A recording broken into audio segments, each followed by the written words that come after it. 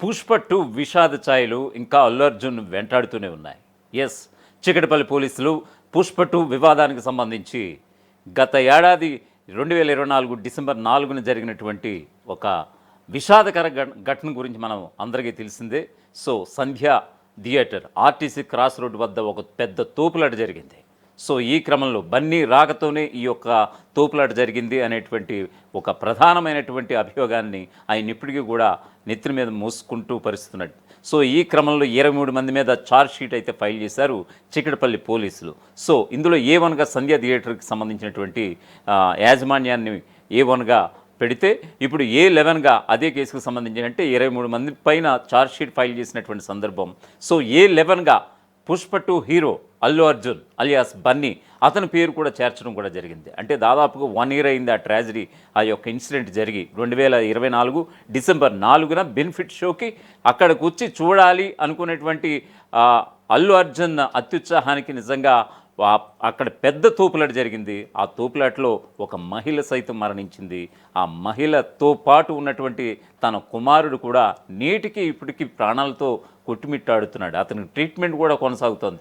దానికి సంబంధించి అల్లు ఫ్యామిలీయే స్టిల్ ఇప్పటికీ కూడా చూసుకుంటున్నటువంటి సందర్భం అయితే కనిపిస్తోంది. అయితే దీనికి సంబంధించి ఒక పూర్తి స్థాయి అప్డేట్ చూద్దాం. ఎస్, ఖచ్చితంగా 2024 డిసెంబర్ 4, ఇప్పుడు 2025 డిసెంబర్ 27, అంటే దాదాపుగా 1 ఇయర్ దాటేసింది. సో ఈ యొక్క 1 ఇయర్ దాటేసినా సరే ఆ చేదు జ్ఞాపకాలు అనేవి నిజంగా పోవట్లేదు, అల్లు అర్జున్ని వెంటాడుతూనే ఉన్నాయి.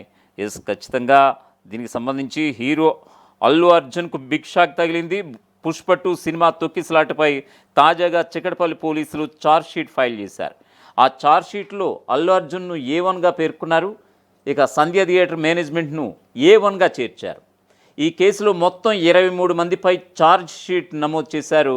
అలాగే అల్లు మేనేజర్, మరొక వైపు వ్యక్తిగత సిబ్బంది అంటే 8 మంది బౌన్సర్లను కూడా ఛార్జ్ షీట్లో దాఖలు చేసినటువంటి పరిస్థితి. అసలు ఈ ఘటన సంధ్య థియేటర్ నిర్లక్ష్యం వల్లే జరిగిందని కూడా నిర్ధారించారు. ఈ మేరకు ఛార్జ్ షీట్లో కూడా పేర్కొన్నారు. పుష్ప 2 మూవీ రిలీజ్ సందర్భంగా జరిగినటువంటి తొక్కిసలాట్లో ఒక మహిళ మృతి చెందింది. ఆ రోజు ఆమె కుమారుడు శ్రీతేజ్ కూడా తీవ్రంగా గాయపడ్డాడు. దీంతో వెంటనే బాలుడిని ఆసుపత్రికి తరలించి చికిత్స అందజేశారు. సుదీర్ఘకాలం చికిత్స పొందిన తర్వాత బాలుడు కూడా డిశ్చార్జ్ అయ్యాడు. చికిత్సకు అయినటువంటి ఖర్చు మొత్తం హీరో అల్లు అర్జున్ కుటుంబమే కూడా చూసుకుంది. తాజాగా ఈ కేసులో ఛార్జ్ షీట్ దాఖలు కావడం నిజంగా బన్నీ అభిమానులని నిజంగా కలవరపాటుకు గురి చేస్తోంది. సినీ హీరో అల్లు అర్జున్కు బిగ్ షాక్ తగిలింది. సంధ్య థియేటర్ వద్ద జరిగినటువంటి తొక్కిసలాట కేసులో పోలీసులు ఛార్జ్ షీట్ ఫైల్ చేశారు. 23 మందిపై అభియోగాలు మోపారు. ఛార్జ్ షీట్లో A11గా అల్లు అర్జున్ పేరు చేర్చారు చికటపల్లి పోలీసులు. వాస్తవానికి 2024 డిసెంబర్ 4వ తేదీన రాత్రి 9:30 గంటల సమయం పుష్ప 2 మూవీ బెనిఫిట్ షో కోసం హైదరాబాద్ ఆర్టీసీ క్రాస్ రోడ్లోని సంధ్య థియేటర్కు వచ్చినటువంటి హీరో అల్లు అర్జున్ను చూసేందుకు ఫ్యాన్స్ ఎగబడ్డారు. అక్కడ తొక్కిసలాట వెంటనే జరిగింది. ఈ క్రమంలోనే అభిమానులను నిలువరించేందుకు పోలీసులు లాఠీ చార్జ్ చేయడంతో రేవతి అనే 35 ఏళ్ల మహిళతో పాటు ఆమె కుమారుడు శ్రీతేజ 9 సంవత్సరాలు. సో ఆ జనం కాళ్ల మధ్య నలిగిపోయారు, కింద పడిపోయి. ఇద్దరు కూడా తీవ్ర గాయాలతో స్పృహ కూడా తప్పారు. వెంటనే పోలీసులు పక్కకు తీసుకెళ్లి CPR కూడా చేశారు. హుటాహుటిన ఆర్టీసీ క్రాస్ రోడ్స్లోని ప్రైవేట్ ఆసుపత్రికి కూడా తరలించారు. చికిత్స పొందుతూ తల్లి రేవతి మృతి చెందింది. కొడుకు పరిస్థితి విషమంగా ఉండడంతో నిమ్స్ ఆసుపత్రికి తరలించారు హుటాహుటిన. పుష్ప 2 మూవీ చూసేందుకు 4 కుటుంబ సభ్యులు వచ్చారు. తల్లి కొడుకు తొక్కిసలాట్లో చిక్కుకున్నారు. వారిలో తల్లి మృత్యువాత పడటం తీవ్ర విషాదాన్ని నింపింది. తొక్కిసలాట్లో మరికొందరు సైతం స్వల్పంగా గాయపడ్డారు. ఆనాడే ఘటనపై చికటపల్లి పోలీసులు కేసు ఫైల్ చేశారు. పుష్ప 2 సినిమా నిర్మాతలకు కాసుల పంట పండించుండొచ్చు, అల్లు అర్జున్ను పాన్ ఇండియా స్టార్గా మరో మెట్టు ఎక్కించుండొచ్చు. కానీ ఒక కుటుంబానికి మాత్రం జీవితకాలపు పీడకలను మిగిల్చింది.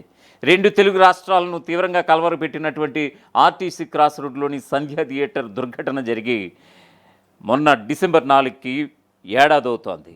అమ్మ నాన్న చెల్లితో కలిసి తన అభిమాన నటుడి సినిమా చూడటానికి వెళ్ళినటువంటి 10 ఏళ్ల శ్రీతేజ్ తొక్కిసలాట ఘటనలో ఆనాడు తల్లిని కోల్పోయాడు. అదే ఘటనలో తీవ్రంగా గాయపడినటువంటి శ్రీతేజ్ తన తల్లి ఇక లేదన్నటువంటి సంగతి కూడా గుర్తించలేని స్థితిలో మంచం మీద ఇప్పటికీ నిశ్చేష్టంగా పడున్నాడు. ప్రమాదం జరిగి ఏడాది అవుతున్నా సరే ఇంకా కుటుంబం కోలుకోకపోగా మరింత దుఃఖంలో కూరుకుపోయింది. ఆసుపత్రి నుంచి శ్రీతేజ్ 6 నెలల కిందట డిశ్చార్జ్ అయ్యాడు. కానీ అతని ఇల్లే ఇప్పుడు దవాఖానగా మారిపోయింది. తండ్రే నర్సయ్యి నిరంతరం సపర్యలు చేస్తున్నాడు. శ్రీతేజ్ తనంతట తానుగా అన్నం తినలేడు. అందుకే కడుపులోకి నేరుగా ద్రవాహారాన్ని పంపించేందుకు గ్యాస్ట్రోస్ట్రోమీ పైప్ అమర్చారు. శ్వాస కూడా తీసుకోలేడు. దాంతో గాలి నేరుగా ఊపిరితిత్తుల్లోకి వెళ్ళడానికి మెడ ముందు భాగంలో రంధ్రం చేసి ట్రాక్యూస్టోమీ ట్యూబ్ పెట్టారు. దీంతో శ్రీతేజ్ ఒంటి నిండా ట్యూబులతో పొత్తిళ్లలో పసిబిడ్డలా ఉలుకు పలుకు లేకుండా పడి ఉన్నాడు. ఇక ప్రతిరోజు థెరపీలు జరుగుతూనే ఉన్నాయి. శ్రీతేజ్ ఆకలి అని సైగ కూడా చేయలేడు. తొక్కిస్లాట్లో చిన్నారి మెదడు కణాలు 70% దెబ్బతినడమే ఇందుకు కారణం. తన చిటికిన వేలు పట్టుకుని నడవాల్సిన బాబును చేతుల్లోకి ఎత్తుకుని మోయాల్సి వస్తుందంటూ శ్రీతేజ్ తండ్రి కన్నీటి పర్యంతమవుతున్నాడు. రోజు సికింద్రాబాద్లోని ఏషియా ట్రాన్స్కేర్ రీహాబిలిటేషన్ సెంటర్లో కొన్ని నెలలుగా బాబుకు స్వాలో స్పీచ్ థెరపీ ఇప్పిస్తున్నాం. అక్కడే అడ్మిట్ చేస్తే నెలకు 90,000కు పైగా ఫీజు చెల్లించాలి. బాబును చూసుకోవడానికి ఒక మనిషి అక్కడే ఉండాలి. ఇంట్లో 6 ఏళ్ల నా కూతురు, 75 ఏళ్ల మా అమ్మ బాగోగులు కూడా నేనే చూసుకోవాలంటూ కూడా శ్రీతేజ్ తండ్రి ఇప్పటికీ కూడా వాపోతున్నటువంటి పరిస్థితి. ఇక ఇంటి పనులు చక్కబెట్టుకుని పాపను స్కూల్కి పంపించిన తర్వాత దిల్సుఖ్ నగర్ నుంచి సికింద్రాబాద్కు రోజు క్యాబ్లో బాబును తీసుకొచ్చి థెరపీలు సైతం ఇప్పిస్తున్నాను. రోజుకు 2,000 రూపాయలు చొప్పున థెరపీలకే 60,000కు పైగా కడుతున్నానంటూ కూడా సదరు బాబు శ్రీతేజ్ తండ్రి వాపోతున్నటువంటి పరిస్థితి.